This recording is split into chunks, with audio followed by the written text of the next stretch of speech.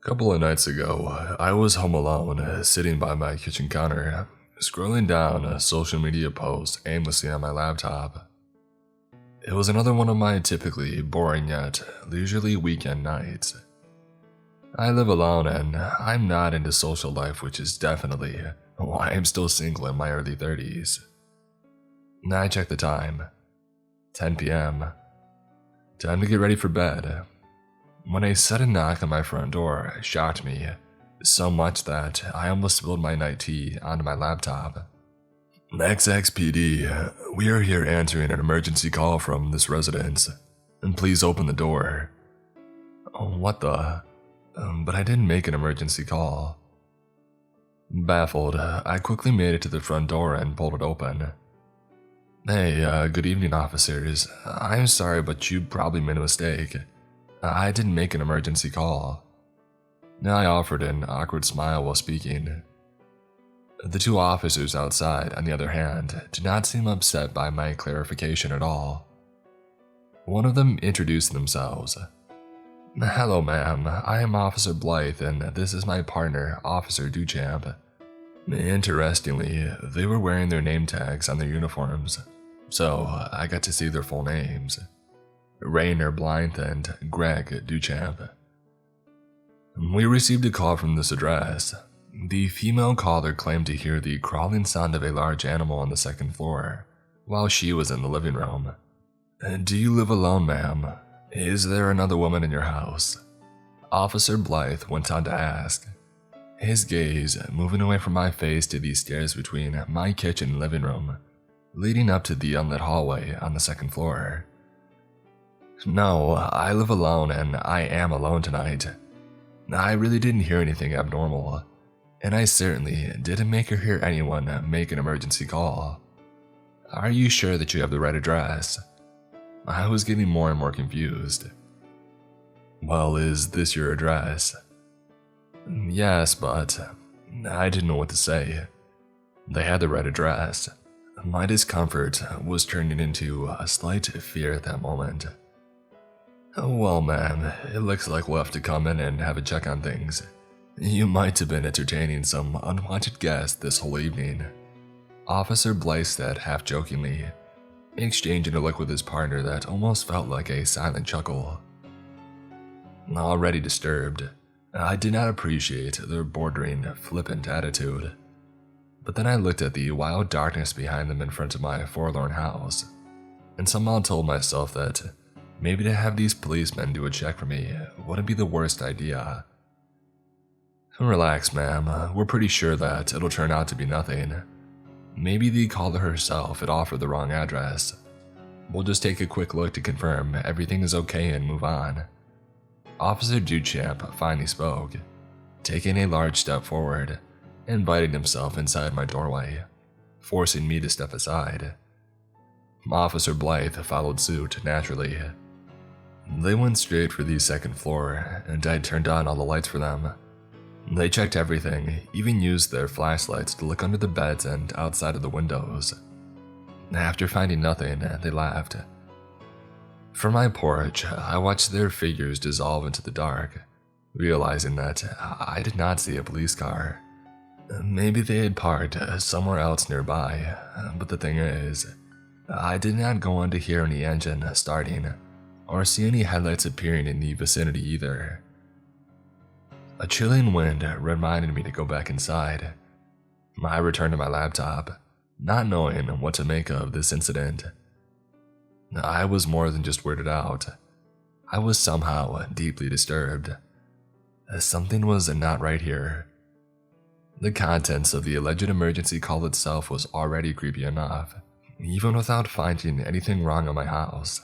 Not to mention the fact that the police officers themselves were also very out of the norm. Suspicious even. First, they did not seem to have a car, and second, they both looked ruffled. I know police work is supposed to be rough and one should always expect an officer in their uniform to come across as a bit worn. But those two almost looked like they had been out there in the elements as fugitives in police uniforms for quite a while. So, are they actually non-police pranksters? middle-aged pranksters. Was this whole incident some elaborate yet harmless prank? I probably need to call the police, the real police, to see if they had these two in their department. Writing all of these thoughts in my head, I half-mindedly typed the two officers' names into the search engine. Maybe their names would pop up in a digital roster or something like that from the local police website. Shockingly, their names did pop up together on the very first entry of the search results. It was no police roster though. It was not even related to the police. It was an article, a story to be more precise, from a blog about occult stuff, urban legends, and unresolved real-life crimes. The article was published 5 years ago, and the title read, "Where did Officer Rainer Blythe and Officer Greg Duchamp go after their last mission? Answering an emergency call regarding a malicious crawling figure on the second floor of a residence in a wooded area." Two things simultaneously ensued. That I immediately got down to reading the story, and that a knot had formed in my stomach. Not just because this freak incident kept getting more ominous with more content, but also because the address of the residence in a wooded area was exactly the same as mine. Okay, I'm not transcribing the whole article here. I'll just give you a synopsis. One night about 9 years ago, 4 years ago from the article's author's perspective, Officer Blythe and Officer Duchamp came to this address to answer an emergency call placed by the female owner of the residence. The caller, named Laurie Randall, stated while watching TV in her living room that she heard the clear sound of something, probably a large animal, crawling in the hallway upstairs. Upon checking, she found blood trails on these stairs leading up to the second floor, and not daring to go upstairs, she called the police for help. The officers arrived at the house, and the woman was waiting for them on the porch. She looked like she was about to go into hysteria, but the police quickly calmed her down.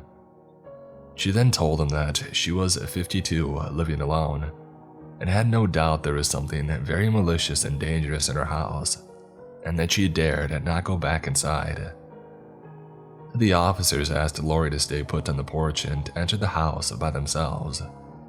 They got to the stairs and instantly saw a blood trail on them. The trail only reached halfway down the stairs, like something was originally heading downstairs but changed its mind halfway and went back up. Guns drawn, the officers then followed the trail onto the second floor, covered the entire hallway, and entered the bathroom at the end. The blood trail made them believe it must have been a predator dragging its bloodied prey around, except that they failed to notice any claw print in or near the trail. Even more unnervingly, they found shapes in the trail that resembled prints of a human hand. After getting inside the bathroom, they quickly noticed the window was left wide open, and that the blood trail was heading outside. So maybe the crawler originally had accessed the interior through this window, and after having somehow decided not to move downstairs, climbed out through the same window. The officers shone their flashlights out the window and inspected the surface of the outside wall. To their surprise, the blood trail continued neither upward toward the roof nor downward toward the ground. Instead, it went horizontally along the surface of the wall toward the front side of the house. The whole scene was so bizarre and creepy, neither officer could come up with a plausible explanation on the spot. They decided to head down outside for further inspection. They were expecting to see Laurie on the porch when they opened the front door, but there was not a soul outside. The surrounding area was pitch black. Where could she have possibly gone? They called out for her, but the passing wind carried no reply, speculating that she had been taken by whatever predator or entity that was visiting the residence. The officers were on full alarm. However, before they could take any further action, a cold, gooey droplet landed on one of the officers' face, and a few more followed on their faces and shoulders. The officers looked at each other and saw that it was blood on their faces and shoulders. They tensed up and looked up in unison to the porch ceiling. But whatever they saw ended the story right then and there, and very likely the two officers as well. The article concluded abruptly, probably for theatrics. There was no citing of sources nor any attempt at proving the veracity of the story. Anybody else running into this article would just call it out as another lame urban legend wannabe, but not me. Not with all of these matching details, the address, the officers' names, and the content of the call. I was starting to believe there might actually have been some crawling entity in my house, but it was already very late when I finished reading the article, and I really wanted to go to bed. So I told myself to calm down and decided I was definitely going to check with the police department, and also give my real estate agency a call the next day. And after that, I went to bed. Sleep did not come easily, and when it did come, it was disrupted by a sudden burst of frantic shouting outside my house. "Oh God, please send help! My God, there's blood! So much blood on the stairs! I can't go back inside! Please send someone now!" It was a woman.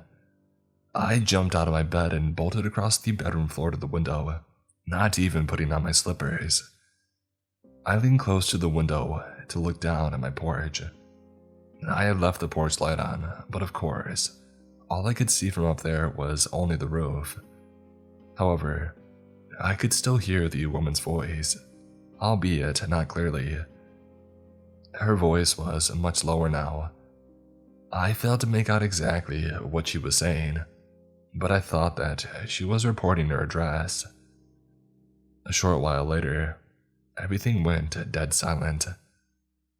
What the hell? How am I supposed to process this? Adrenaline simmered down, and I started to realize how exhausted I really was. I needed to go back to sleep.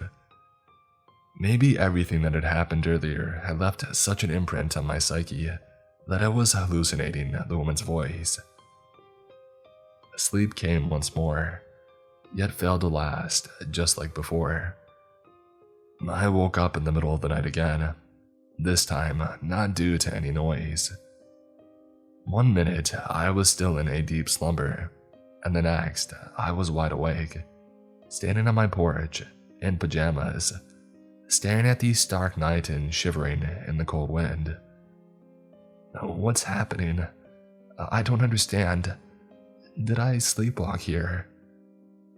I felt like I was in a lucid dream, or maybe I was. I turned around and found my front door ajar. I immediately pushed it open to go back inside, but was petrified by what welcomed me in the doorway. It was a standing corpse of a middle-aged woman, glassy-eyed, ashen-skinned, with the entire throat removed, shredded and torn away. The mutilation did not stop at her neck but went all the way down to her groin. She basically had a canal dug out from her front torso, flooding the surrounding areas of her body with blood. Red droplets were dripping down her fingertips and the edges of her clothes. I was just standing there, frozen with fear, gawking at the emotionless face of the corpse. The stillness was finally broken by the corpse coming back to life. Trembling as if in agony, it slowly crouched and then leaned forward into a crawling position. Taking zero notice of its paralyzed observer, it rigidly turned around on all fours and crawled its way deeper into the house. Still a statue by the doorway, I watched the thing going straight to the stairs and ascending into the darkness on the second floor, leaving behind an ungodly trail of blood. Like a worming slug from hell, leaving behind a trail of crimson mucus. The next thing I knew, I was waking up in my bedroom with the morning sunlight spilling in through the window. It was a fine day, but my head was hurting and I felt anything but well rested. The realization that the woman from the previous night was just a dream, a nightmare, failed to put me at ease by any means. She was probably the house owner featured in the article that I had read the night before. Maybe my brain had gotten inspired by the article and conjured up the nightmare. Or maybe the story in the article was real, and the woman was actually paying me a visit to my dream as a paranormal entity. If so, I did not know what to make of it. I took a shower, had some breakfast, and called my real estate agency. I already knew my house was 3 years old. It had replaced an older one at the exact same location and had adopted the old one's address. The former owners, a couple, had decided to sell it after having lived there for 2.5 years because they had inherited a mansion somewhere else.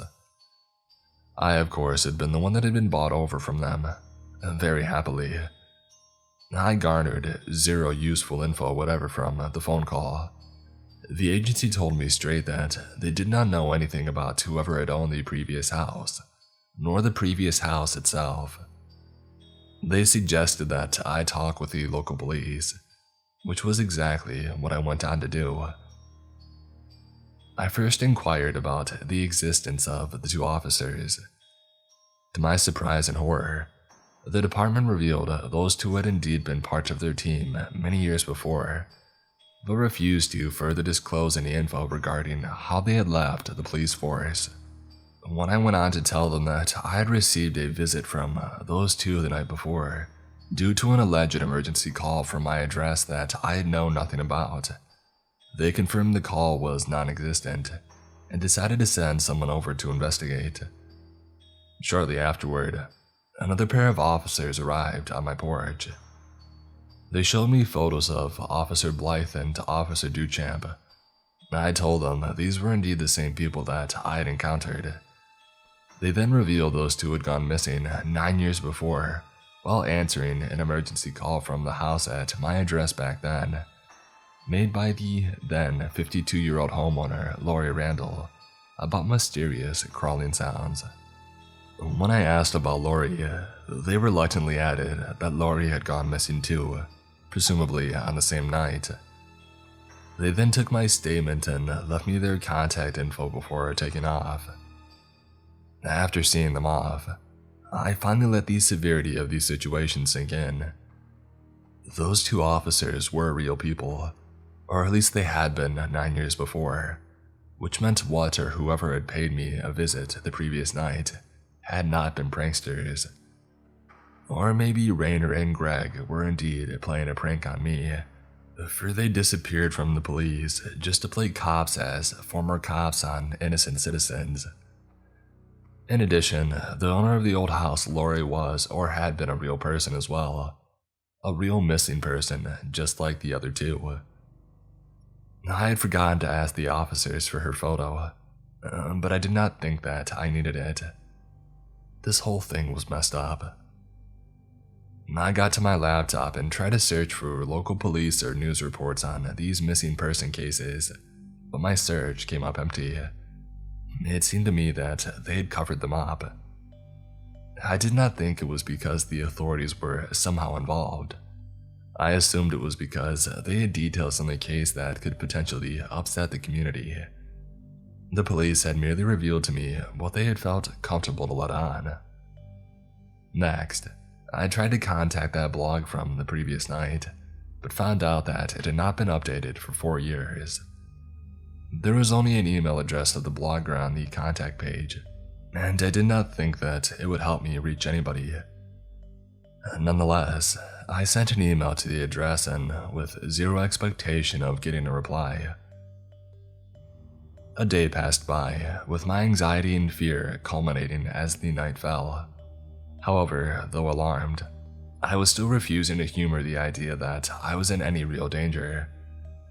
I am not the superstitious type, and I also told myself I would immediately call the police, should anything even remotely suspicious happen.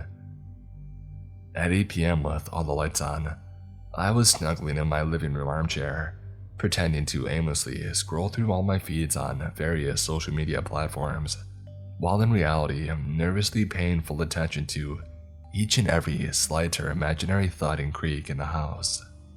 When the night hit 10 p.m., my usual shower and bedtime, I stood up, stretched my arms and yawned, ready to call it a day. However, underneath all this normalcy, I was fiercely praying to God no crawling bloody woman would pay me a visit in my slumber tonight, nor any creepy former policeman in real life. I shuffled to the bottom of the stairs, and my steps stopped cold. The second-floor hallway was pointing over my head like the barrel of a gun, icy and dark. The hallway lights had been turned off. I did not do that. I had deliberately turned on all the lights in my house because I was scared. Frozen with thrumming premonitions in my head, I hesitated about whether to call the police. Some of my lights were mysteriously turned off. Please send help. Would this make a reasonable emergency call? But I promised myself I would call 911, even at the slightest suspicion of danger. Thankfully, my vacillation came to an end after a short moment. The menacing gun barrel of a hallway finally answered my doubt, emanating a noise I had just learned the previous night in my nightmare. The same noise the gutted woman had made when she had tried to maneuver on all fours. If the sound alone was not enough to completely freak me out, the associated visuals propping up in my head surely got the job done. Covering my mouth with my hand to stifle a scream, I darted for the front door, but remembering what had happened to Lori and the two officers on the porch, I stopped myself before turning the knob. I probably should have just risked it, but at that moment, I was cornered by the crawling entity and my own concerns and was not thinking straight.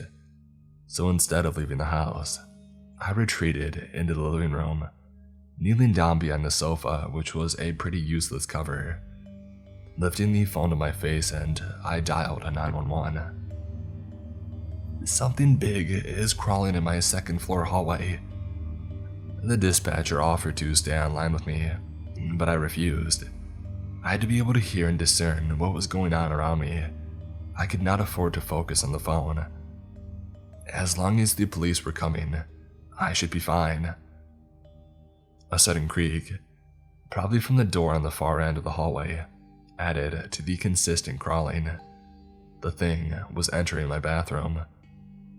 Good. It's moving away from my side of the house then. But if the article from the previous night served as any reference, the thing was probably moving to the exterior of the house now, so it would be unwise for me to go outside. I then hunched my back and silently sneaked into the kitchen to hide under the large counter. I somehow thought that it was better cover. I had also grabbed a kitchen knife before crawling under. What to do now? Do I just wait here, or is it really that unsafe to leave the house, get in my car, and gas it?